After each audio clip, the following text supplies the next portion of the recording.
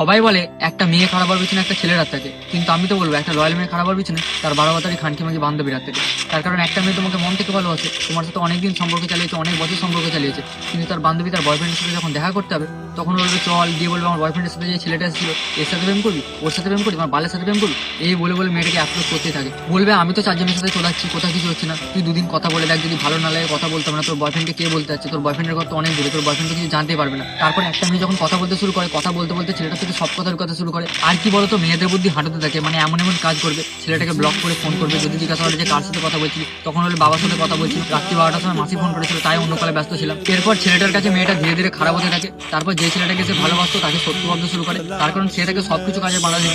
তারপর মেয়েটা যখন অন্য কোনো ছেলের সাথে শারীরিক কিছু করে ফেলে, তখন যে ছেলেটা তাকে মন থেকে ভালোবাসতো তার সাথে ব্রেকআপ করতে চায়। এই করে একটা লয়াল মেয়ে খানকিতে পরিণত হয়। আর যে ছেলেটা তাকে মন থেকে ভালোবেসেছিল, যার কোনো দোষ ছিল না, সেও মন থেকে ভেঙে যায়, সেও নষ্ট হয়ে যায়।